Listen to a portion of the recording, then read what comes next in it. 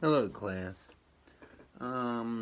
This is Friday, and guess what? Next week is spring break, so you guys will be on spring break next week. Isn't that great? We went through the presidents yesterday. Um, Wilma, John, Maid, Marion just vanished. Washington, Adams, Jefferson, Madison, Monroe, Adams, Jackson, Van Buren. Let's not go through that today. All right. We are to Chapter 5, the Judicial Branch, and we're in the book America. The Judicial Branch, what does it do? What's judicial mean? That's right, it's the courts. My computers are updating in the background there. So let's see what that looks like. Oh, that is exciting. All right. Having discussed the executive and legislative, we now arrive at the judicial branch. If, as mentioned in Chapter 2, the Constitution is the nation's owner's manual, then the judicial branch is America's helpful 24-hour tech support, always available to explain how things should work. And like any good tech support, it costs extra. It takes forever to reach, and you don't understand their instructions half the time anyway. Now, what it's really saying, or what it should say, is that the judicial branch is the branch that interprets the Constitution for us. And in other words, when the Supreme Court or other courts rule on a case, they're giving, a lot of times they're giving their opinion about how the law or what the law means. And when they do that, that interpretation sets precedent. And that precedent is used in future or subsequent court proceedings to decide on the outcome of cases. We'll go on. The judicial branch is charged with interpreting the Constitution, and in any discussion of the United States government is always mentioned last, which doesn't mean it's less important. In fact, in my opinion, it's kind of the most important, because it's, what the Constitution is the basis of our government, and how everything operates and how that's interpreted is just as important, if not more important, than anything else. The judicial branch is up against some very strong branches. Who wouldn't want to be president? Even Congress, with lawmaking powers, and in a short work year, has certain elegant simplicity and glamorous appeal. This is not to insinuate people feel the judicial branch is an unimportant part of our government. Just that it is the least important. I don't agree with him on that. I think it's the most important, maybe. And that is exactly how the judicial branch likes it. Flying under most people's radar allows the judicial branch to quietly control all aspects of your life. From your morning hardcore session to your lunchtime, right up through your twilight, through a predominantly the judicial branch is there to make sure everything you say can and will be used against you in a court of law. Okay, well, that makes a little bit of sense,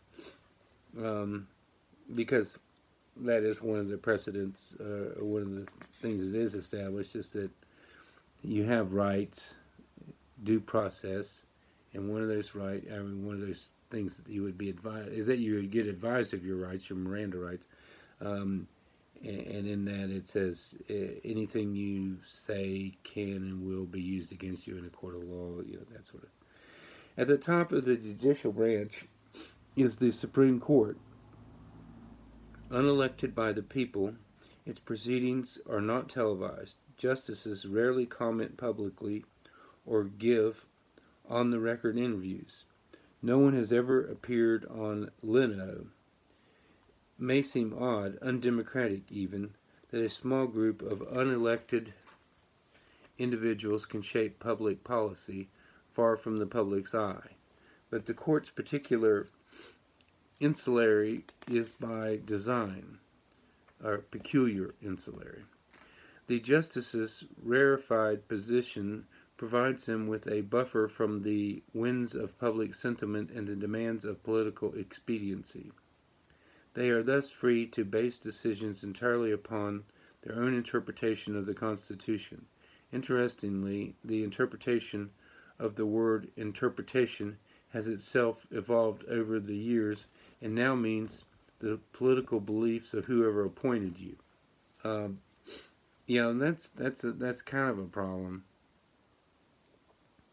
The justices are appointed. The president will appoint someone to be on the Supreme Court, and then that appointment is approved by Congress. But the person appointed, once they're in office, they're not beholden to anybody, or shouldn't be, and but this is implying that a lot of times they are going to reflect the attitudes of whoever appointed them. So who are the people who make up the judicial branch? Why are they vested with the authority to make laws?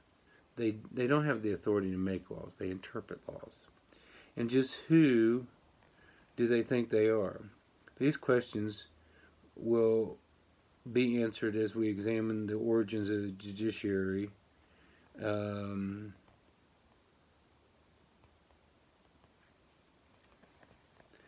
highest court in the land is called Supreme Court, I've already mentioned. Proving that while justice may be blind, there's nothing wrong with her ego. I'm not sure what that means. And though the monkier may seem more appropriate for the omnipotent group of superheroes than 9 withered octogenarians, that means people over 80 years old, a position on the court is very prestigious. The process of selecting a Chief Justice and 8 associates is complex. In other words, there are 9 justices on the Supreme Court, and 1 is the Chief Justice, as each receives a lifetime appointment. A justice only leaves the bench via retirement, incapacitation, or removal by impeachment. They cannot be fired, laid off, downsized, or outsourced. Additionally, the only way to kill or wound a justice is a diamond-tipped bullet from an anvil of... They're just making jokes. The president is responsible for nominating candidates to the Supreme Court. When selecting a nominee, presidents take into account a wide range of criteria: a lifetime of public service and scholarship, a thorough understanding of the day's political and social climate, and perhaps most importantly, minority status equal to or greater than the court member being replaced. The federally recognized value chart is as follows. Diversity has become a consideration for the last 180 years of its existence. America's highest judicial body was comprised exclusively of white males. Then, in 1967, Lyndon Johnson made Thurgood Marshall the Jackie Robinson of the Supreme Court. That means he was the first black man appointed to the Supreme Court. Marshall went on to bat .312 and steal 45 bases as he led the 68 court to the National League pennant. Sadly, now they're just saying he did a good job. Did a good job for many years. Sadly, the court lost the World Series 4-3 to the Detroit Tigers. Today, the court has achieved a moderate level of diversity with 2 women, 1 African American, and 1. Ultimately, it is left to the president's discretion to choose a nominee, and whether he selects a good friend or merely a long-time acquaintance, the president must ask himself one critical question. Will this person only make decisions I agree with? That's actually saying how it shouldn't be. The person should make decisions that are right by the Constitution, not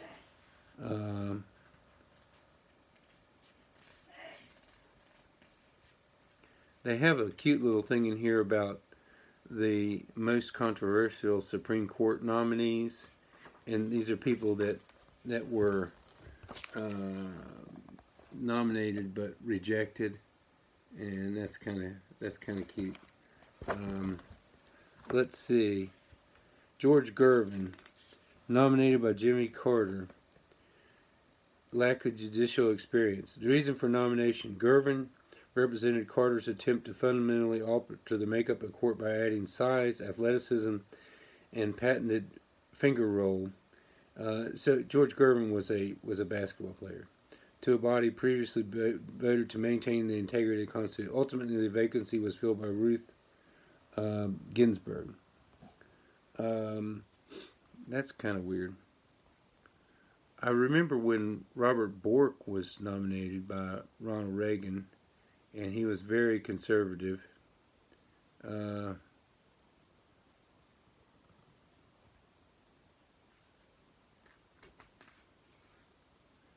There's one named John Rutledge, who was nominated by George Washington, and he had a history of mental illness.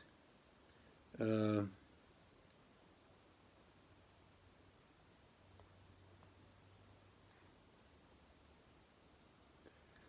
don't know. Nobody liked him. Douglas Ginsburg.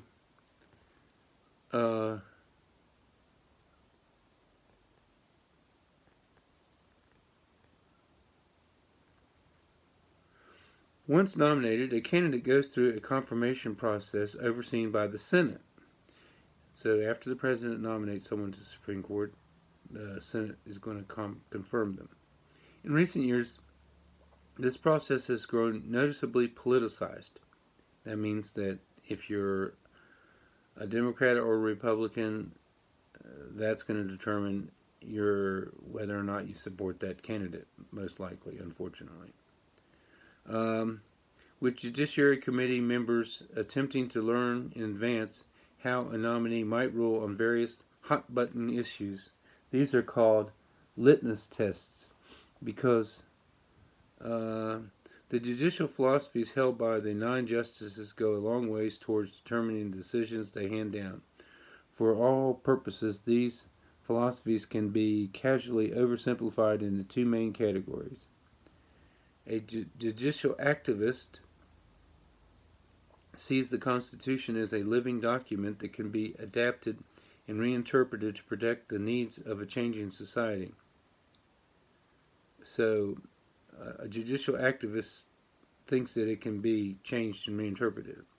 And then you have a strict constructionist, interprets the Constitution according to the language and original intent of the text at the time of its writing in much the same way as a fundamentalist views the Bible. Fortunately for strict constructionists, they have been endowed by... The court is very often a reflection of its Chief Justice. For example, the Warren Court under Chief Justice Earl Warren is remembered for taking activist stances in cases involving civil rights. Its landmark decisions include Brown versus the Board of Education and Miranda versus Arizona. Brown versus the Board of Education in Topeka, Kansas, was basically what established that separate but equal is not okay, that you need to desegregate your schools. And then Miranda versus Arizona was the rule in which it was saying that you had to have your rights read to you, that protection of individual rights when you're in custody by the police or dealing with police, and due process of the law applies to everyone for the protection of everyone. So you have the right to remain silent. What you say can and will be used against you in the court of law, blah, blah, blah. In contrast, let's see. Oh, they have a Supreme Court All-Star team. They have Bushrod Washington. You guys are free to look up any of these and send me an essay on them. Thurgood Marshall. William Howard Taft. He has the distinction of having been a president before he was a Supreme Court justice. He really wanted to be a Supreme Court justice all along. He didn't really want to be president. James F. Burns.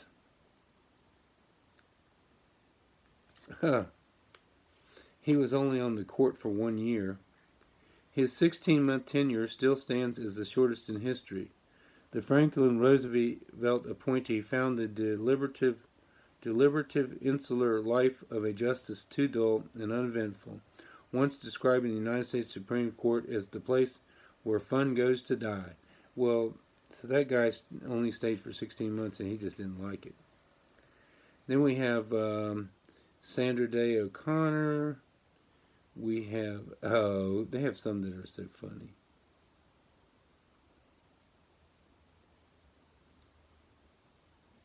John Jay, Potter Stewart, Oliver Wendell Holmes. Then we have our landmark Supreme Court cases. Marbury versus Madison, that's the one that said the Supreme Court has the power to interpret the Constitution. Dred Scott case was the one that said that a person who was a slave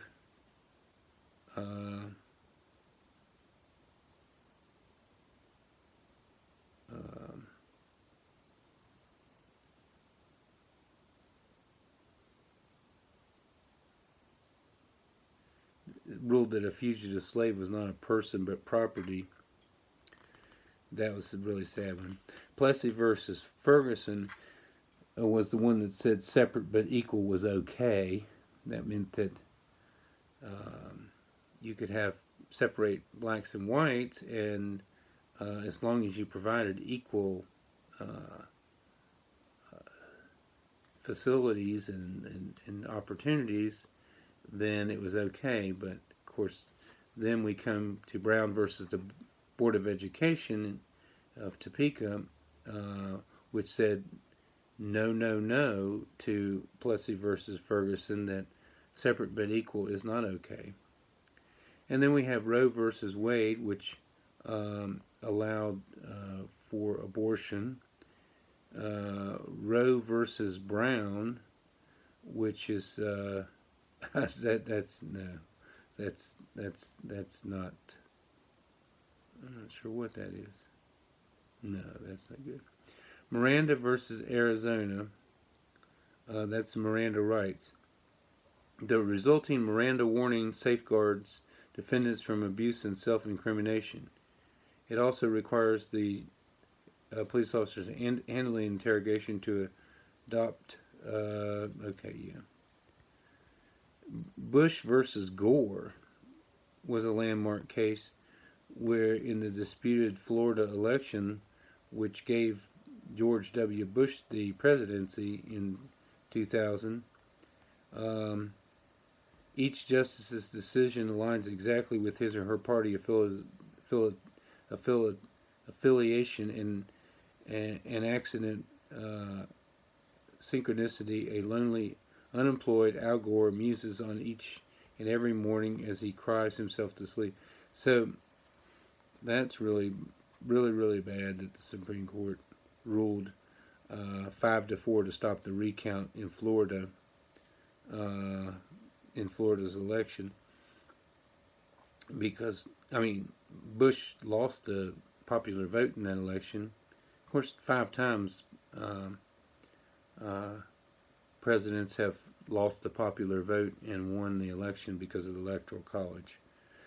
Uh, they listed Godzilla versus Megalon as one of the cases. That's not true.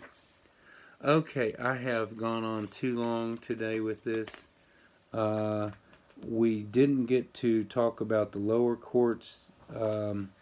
Basically, they exist to ease the burden on the Supreme Court, to lessen the load.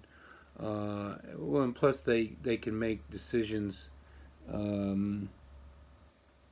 It takes some pressure off the Supreme Court, so the Supreme Court can make the really important decisions that are hard to undo, so to speak. So if an error is made in the lower court, the Supreme Court can step in and fix it on appeal. Then you got district courts. That's where it all starts. And you got U.S. Courts of Appeals. Okay, that's where it goes to after it's in the district court. Inside the Supreme Court,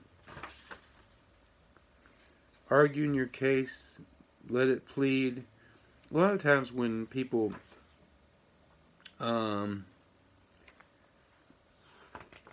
go to when people are have a court proceeding, rather than it go to trial, which is when you have a jury hear the evidence and decide on the evidence, and a judge, they can plead the case, which they make an arrangement with through the prosecution to say they're guilty to maybe a lesser charge, and in other words, it shortens the process and makes for fewer jury trials. Thank you. I'll talk to you guys soon. I want you all to have a great Easter, well, spring break, but Easter's on the other end of this week. So if I don't get a chance to read anything else to you today, I want you to have a good, safe weekend and practice social distancing and wash your hands and don't touch your face. And you guys are the greatest. Thanks. Bye.